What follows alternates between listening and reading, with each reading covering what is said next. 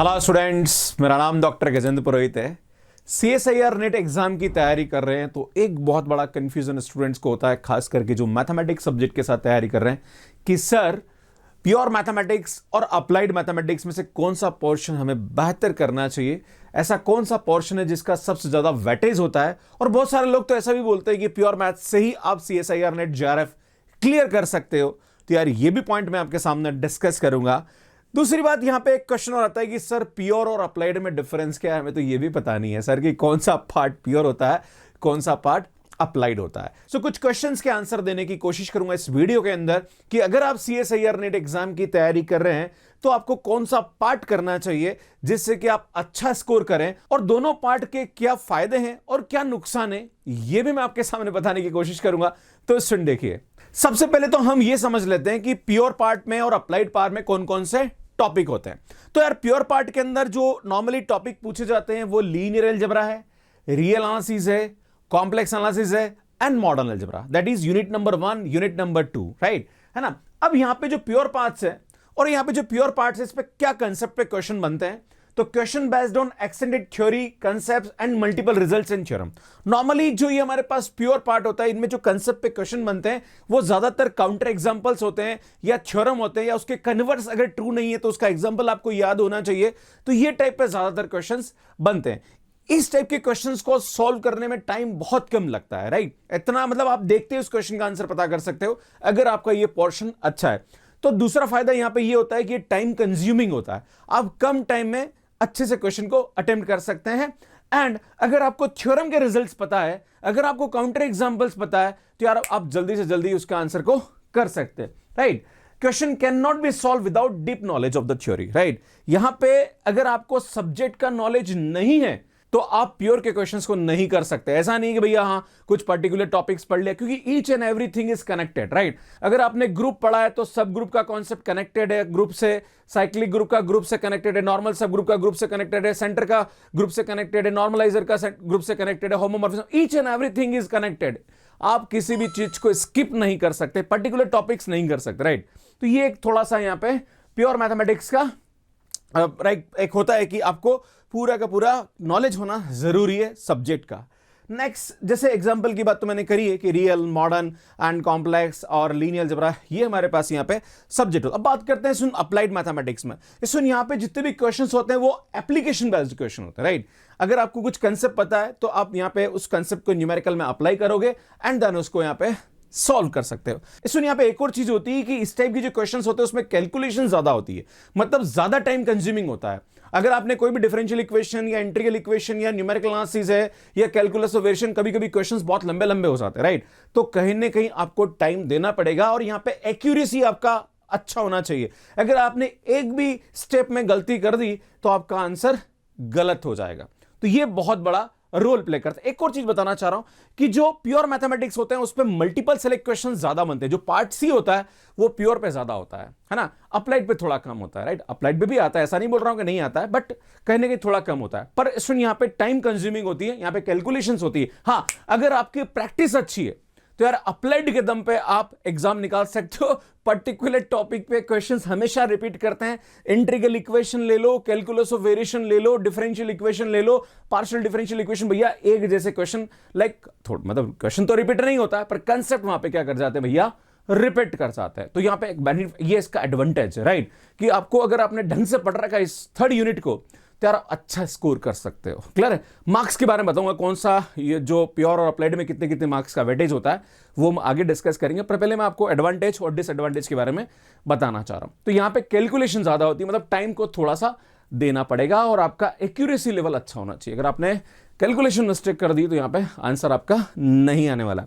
एक और यहां पे है कि अगर आपको सब्जेक्ट का डीप नॉलेज नहीं है तो भी आप कर सकते हो, ऐसा कोई प्रॉब्लम नहीं। जैसे मैं बताना चाह रहा हूं यहां पे टॉपिक अलग अलग होते हैं, है ना, ठीक है। जैसे डिफरेंशियल इक्वेशन की बात, जैसे मैं पार्शियल डिफरेंशियल इक्वेशन की बात करूं तो यहां पे अगर बात करा जाए लैग्रांज जो कि फर्स्ट ऑर्डर फर्स्ट डिग्री है चार पेट जो कि नॉन लीनियर है। उसके बाद अगर हम बात करें यहाँ पे classification of partial differential equation है, या फिर हीट है, वेव इक्वेशन, ये सब अलग अलग टॉपिक है ना।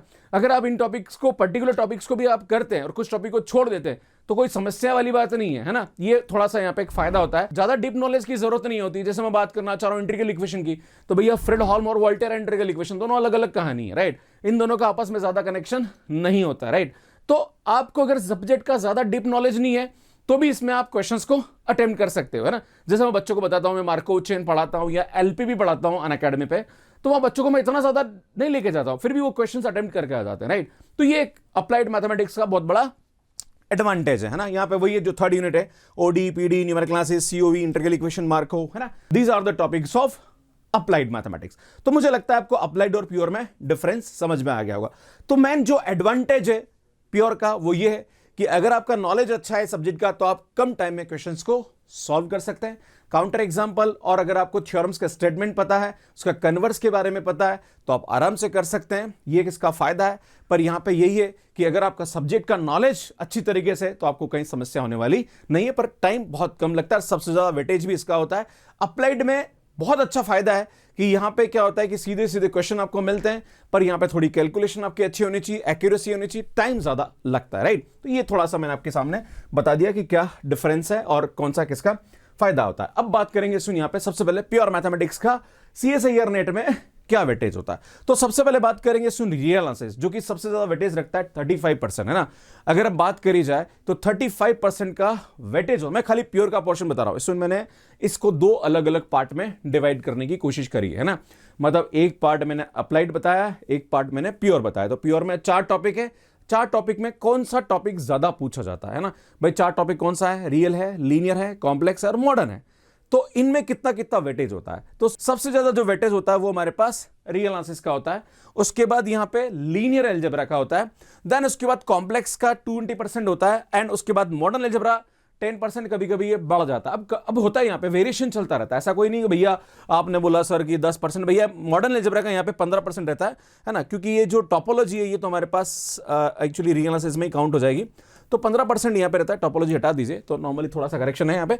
तो सबसे ज्यादा रियल एनालिसिस होता है, उसके बाद लीनियर अलजेब्रा का यहाँ पे वेटेज होता है, उसके बाद कॉम्प्लेक्स एंड मॉडर्न है, दोनों को बराबर आता है। तो फर्स्ट यूनिट सबसे ज्यादा वेटेज रखता है, उसके बाद सेकेंड यूनिट है, राइट।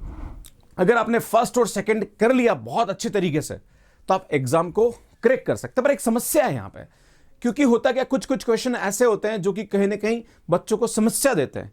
इसलिए मैं उन बच्चों को बोलता हूं कि भैया तुम फर्स्ट और सेकेंड यूनिट तो करो ही करो, पर थर्ड यूनिट को भी कर लो, है ना। अगर आपने थर्ड यूनिट को कर लिया ना तो भैया मैं तो कह रहा हूं थर्ड यूनिट के साथ साथ स्टेट्स का पोर्शन भी करना चाहिए, एलपीबी भी करना चाहिए और मार्को भी करना चाहिए। भैया जो स्टूडेंट्स पिछले 2-3 साल से मुझे पढ़ रहे हैं और मैं जब उनको मार्को चेन और एलपीबी कराता हूं, इस बार मैंने थ्योरी ऑफ एस्टिमेशंस भी कराया एंड मैथमेटिकल स्टैटिस्टिक्स का कुछ पोर्शन मैंने उन बच्चों को पढ़ा है। तो यार इससे भी कहीं ना कहीं लगभग अगर आपके 5 से 6 क्वेश्चन अटेम्प्ट हो जाते हैं तो लगभग 10 से 15 नंबर का फायदा हो जाता है, राइट। तो प्योर के साथ साथ अप्लाइड का भी होना जरूरी है। अगर आप प्योर के भरोसे सीएसआईआर नेट क्रैक करने का सोच रहे हैं तो भैया कहीं ना कहीं रिस्क ले रहे हैं आप, राइट। आपको पूरा कोर्स करना चाहिए प्योर और अप्लाइड का, और अगर आप अप्लाइड बहुत अच्छा कर लेते हैं तो एग्जाम क्रैक करने के चांसेस अच्छे बढ़ जाते हैं। अब बात करते हैं सुन अप्लाइड मैथमेटिक्स की बात करें तो अप्लाइड मैथमेटिक्स में ओडी है, मतलब ordinary differential equation, partial differential equation, calculus of variation, integral equation and numerical analysis, है ना। इसमें मैंने क्लासिकल मैकेनिक्स को यहां पे नहीं इंक्लूड किया है ना, क्योंकि मैं टॉपिक पढ़ाता नहीं हूं, राइट। तो इन सब टॉपिक की बात करी जाए तो यहां पे ऑर्डिनरी डिफरेंशियल इक्वेशन जो होता है वो 23% का वेटेज रखता है अप्लाइड के अंदर। भैया फिर से कंफ्यूज नहीं होना है, यहां पे मैंने प्योर का अलग बताया है एंड अप्लाइड का अलग बताया है। ऐसा नहीं कि और पूरे 100% के पेपर में से डिफरेंशियल इक्वेशन 23% का होता है।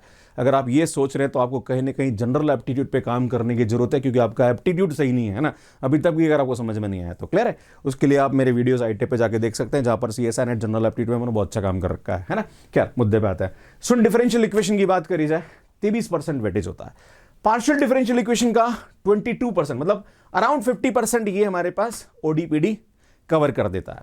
उसके बाद यहां पे हमारे पास जो इंटीग्रल इक्वेशन है वो 11% का वेटेज रखता है।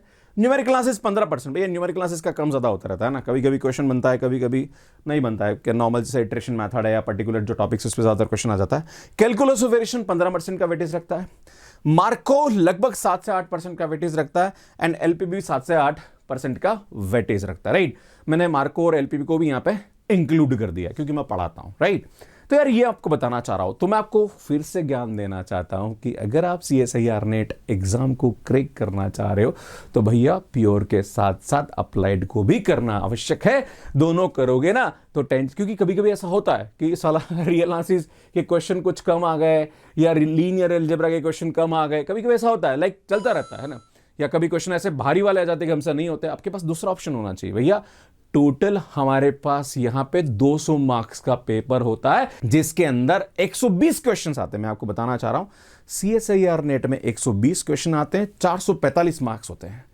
120 में से आपको करने होते हैं 60। कितने करने होते हैं भैया? 60। 50% का चॉइस मिलता है। और 445 में से मतलब जो 60 क्वेश्चन होते हैं वो 200 मार्क्स के आते हैं, है ना। तो 200 मार्क्स के क्वेश्चन, 60 क्वेश्चन आते हैं, 200 मार्क्स के आते हैं, एंड आपको उसमें से 100 मार्क्स के आसपास चाहिए नेट क्लियर करने के लिए। तो मुद्दे की बात देखे जाए तो 445 में से 100 नंबर ही चाहिए। मतलब अगर आप 30% के आसपास मार्क्स लेके आ जाते हो भैया, इस एग्जाम को बहुत इजीली क्रैक, 30% में ज्यादा बोल रहा हूं, कम है ना, तो उतने पे आप इस एग्जाम को इजीली क्रैक कर सकते हो ना।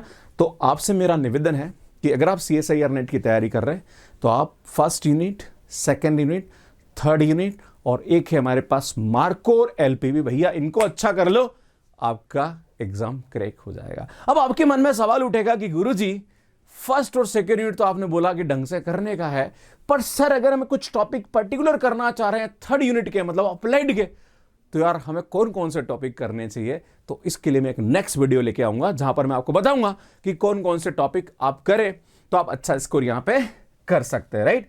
तो यार ये मुद्दे की बात थी जो मैं आपको बताना चाह रहा था। स्टूडेंट, मैंने अभी IIT-JEM पे एक बुक लिखी जहां पर कॉम्बैट टेस्ट सीरीज करके, ये CSIR और गेट वाले, ये CSIR नेट और गेट स्टूडेंट्स वालों के लिए भी बहुत हेल्पफुल है। तो इस बुक को आप बाय कर सकते हैं अमेजोन पे। CSIR नेट की एडवांस वाली बुक मेरी लेटेस्ट है, इसको आप देख सकते हैं। इनका जो लिंक है वो आपको डिस्क्रिप्शन में मिल जाए। आपको कौन सा पोर्शन अच्छा लगता है कि सर मेरे को अप्लाइड अच्छा लगता है, सर मेरे को प्योर अच्छा लगता है, प्लीज कमेंट करके जरूर बताइए। इन प्योर और अप्लाइड सब्जेक्ट को कैसे बेहतर बनाया जा सकता है, क्या ऐसी चीजें आपको करनी चाहिए ताकि इन सब्जेक्ट में आप अच्छा स्कोर कर सको, इस पे मैं बहुत जल्दी काम करने वाला हूं। अगर आपको लगता है कि हाँ सर इस पर जरूरत है तो प्लीज कमेंट करके जरूर बताइए, लाइक करिए, शेयर करिए और चैनल को जरूर सब्सक्राइब करिए। आप सभी का बहुत बहुत धन्यवाद। Thank you, bye bye.